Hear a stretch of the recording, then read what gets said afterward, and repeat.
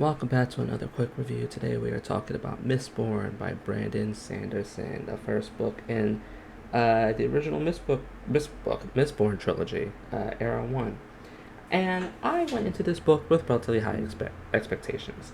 Um, but when you're in the book, when you're in the community for a long time, you hear a lot of things about certain books.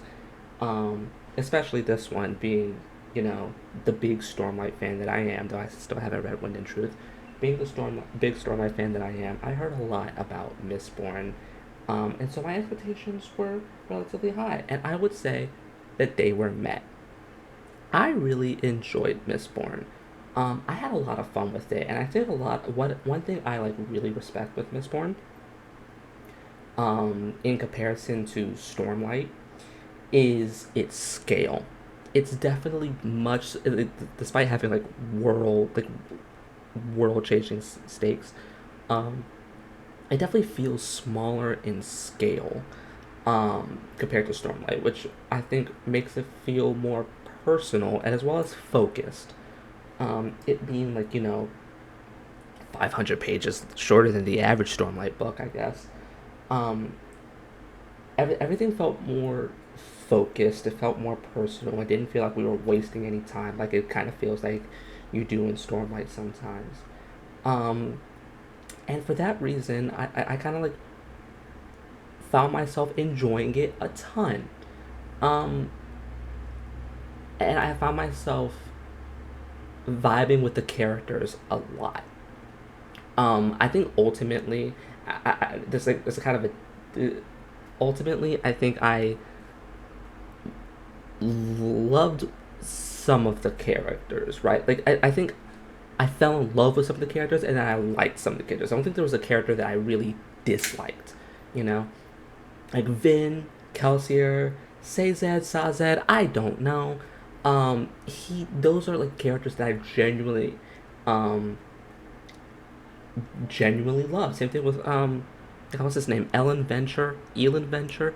Names are hard. English is a hard language.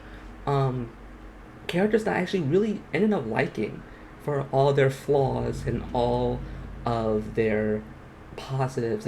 They just kind of just work.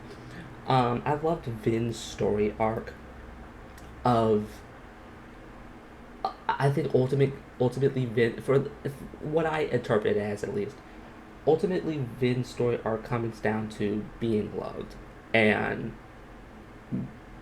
people being there for her, which is something that she's never had before, given her history with her family, her brother and whatnot, and then the people that she had to surround herself with up until Kelsier found her. Um, and that the and I think what really kind of drove that point home was the final line of the book. I think the final line of this book drives that point home, and I think that line is really good. I think it's ultimately what made me say, okay, Vin is a phenomenal character. Kelsier is also a phenomenal character. I really love Kelsier, based off of his personality, but also how quickly he can shift in regards to his personality and um, how serious he can be. And also, there's just more. I think Kelsier's when it comes to Kelsier, it's just multiple layers to this character that you have to peel back to kind of get to the core. And I think the core of Kelsier is very enjoyable to read once you understand who this character is, what he's doing, why he's doing what he's doing. I don't want to dwell too much on the characters because this is a quick review. I'm not going to be here for too long. But kind of to get to I will say this much in regards to characters though. And I know Brandon Sanderson has said that he has regretted this. That age gap between Vin and Ellen is problematic. I understand why it happened because for the time, at the time, that was a little bit, in stories at least, in fiction at least, that was a little bit more acceptable.